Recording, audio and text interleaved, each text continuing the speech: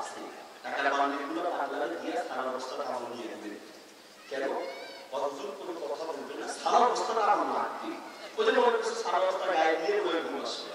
টাকার বান্ডিল দিয়ে পাগলা থেকে সারা বস্তা নিয়ে ঘুরে গেছে, কম্বলের তলে গায়ে দিয়ে চুপে চুপে ঘুমিয়েছে। চেষ্টা করছে যে ঘুম আসে কিনা, ঘুম কি সারা অবস্থায় আছে? মনটা খুব খারাপ হয় না, খামাকা সারা অবস্থাটা দিলাম। আর ওইদিকে পাগলারা যে টাকার বান্ডিল দিয়ে সারা অবস্থা দিচ্ছে, পাগলারা 2টা বাজে উঠে ইমাম সাহেব উঠেন, কি হয়েছে? হুজুর আমার সারা অবস্থা লাগবে। হুজুর বলল রাতে 2টায় তোমার সারা অবস্থা, তো তোমার সারা অবস্থাটা তুমি দিছো সাফারে? না আমি দিতাম না, আপনি বলছেন এগুলো দিছি। এখন কি হয়েছে, সমস্যা কি? আপনি টাকা লাগবে না, আপনার টাকা আপনি নেন, আমার সালার অবস্থা লাগবে। এখন তুমি ঘুমাও, সালার অবস্থার ব্যবস্থা কালকে করবো। না না, সালার অবস্থা না দিলে আমার ঘুম আসবে না। আর সালার অবস্থার সাথে ঘুমের কি সম্পর্ক? সম্পর্ক আছে। কেমনে ভাই? এতদিন পর্যন্ত আমি ঘুমাইছি, আরামসে আমার ঘুম আসছে। আজকে সালার অবস্থা নিয়ে টাকার বান্ডিল ধরে গেছেন, টাকার বান্ডিল লুঙ্গির পেছে নিয়ে ঘুমাইতে গেছি। টেনশনে আমার ঘুম আসে না, কখন চোর আসে, কখন ডাকাত আসে, কে আমার টাকা হাইজ্যাক করে, এই টেনশনে আমার আরামের ঘুম হারাম হয়ে গেছে। আমার টাকা লাগবে না, আমার সালার অবস্থা লাগবে। সুখ আর শান্তি টাকার বান্ডিলে নাই, আল্লাহ থেকে আসে। আপনি বলেন বান্দা, ওয়াজআলনা নাওমাকুম সুবাতা, ও বান্দা তুমি যে রাতে ঘুমাতে গিয়েছো, বান্দা তুমি ঘুমাতে পারো না।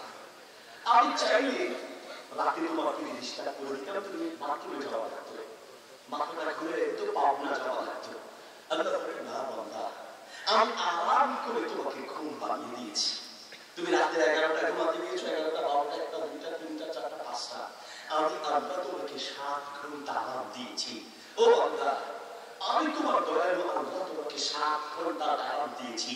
7 ঘন্টা পরে উঠে শুধু আমার জন্য 20 মিনিট ফজরের নামাজ পড়বা। তুমি নিবখারাম আমাকে 20 মিনিট দিতে পারো নাই, আমি তোমাকে 7 ঘন্টা দিয়েছি, আর আমাকে তুমি 20 মিনিট দিতে পারো নাই। তুমি মানুষ হতে পারো নাই, তুমি মানুষ হতে পারো না। উলাইকা কালান্নাম বাল হুম আদম। পৃথিবীতে কিছু মানুষ আছে দেখতে মানুষের মতো হলে ওরা পশুর চেয়ে খারাপ, এরা কুকুরের চেয়ে খারাপ, এরা জানোয়ারের চেয়ে খারাপ। মানুষ কি করে জানোয়ারের চেয়ে খারাপ হয়? মানুষ কি করে জানোয়ারের চেয়ে খারাপ হয়? আল্লাহ কি ভুল বলেছেন? পৃথিবী উল্টে যাবে, রাইফেলের গুলি মিস হতে পারে, আল্লাহ একটা শব্দ কখনো মিথ্যা হতে পারে না, ঠিক কি না? মানুষ যে কুকুরের চেয়ে খারাপ হয়, মানুষ যে শুকুরের চেয়ে খারাপ হয়, মানুষ যে জানোয়ারের চেয়ে নিকৃষ্ট হয়, তা দেখার জন্য তো বেশি দূরে যাওয়া লাগবে না। এই যুগের হাজার হাজার প্রমাণ আছে, মানুষ কুকুর শুকুর জানোয়ারের চেয়ে খারাপ হয়। মানুষ যদি জানোয়ারের চেয়ে খারাপ না হতো, তাহলে আমাদের মুসলিম ভাই সেই সাইফুল ইসলাম আরিফুল আইনজীবীকে এমন ভাবে হত্যা করা হলো, তার স্ত্রী 4 মাসের গর্ভবতী, তার কলেজের টুকরা 3 বছরের মেয়েটা, ভিডিও আছে, সে জিজ্ঞেস করছিল তোমার বাবা কোথায়? আমার বাবা শহরে গেছে, কখন আসবে? আসবে সন্ধ্যায়। এই যে মেয়েটা তার বাবার অপেক্ষায় আছে, এই যে স্ত্রী তার স্বামীর অপেক্ষায় আছে, এই যে মা তার সন্তানদের অপেক্ষায় আছে, যে সকল সন্ত্রাসী তারা এই আরিফকে, ওই আইনজীবীকে এইভাবে হত্যা করেছে, এরা মানুষ হতে পারে না, এরা জানোয়ারের চেয়েও খারাপ। জানোয়ারের চেয়েও খারাপ। কিন্তু দেখেন বিশ্ব মিডিয়া ঘুমিয়ে আছে, বিশ্ব মিডিয়া ঘুমায় গেছে, কারণ ও মুসলমান, ও রক্ত মুসলমানের রক্ত, ও মুসলমানের বাচ্চা, ও মুসলমান না হলে সারা বিশ্বে একটা আগুন জ্বলে উঠত। আমরা মুসলমান আলহামদুলিল্লাহ, আমাদেরকে আল্লাহ ধৈর্য দিয়েছেন বলেই তোমাদের মতো সন্ত্রাসীরা এখনো সুযোগ পেয়ে যাচ্ছে, ঠিক কি না? শান্ত, আমরা চাই আপনারাও শান্ত থাকেন, শান্ত থাকেন, ধৈর্য ধরেন। তবে প্রশাসনকে বলবো, যদি এইরকম সন্ত্রাসীরা সুযোগ পেয়ে যায়, তাহলে একের পর এক অরাজকতা সৃষ্টি করেই যাবে, ঠিক না? আমরা এই সর্বোচ্চ বিচার চাই।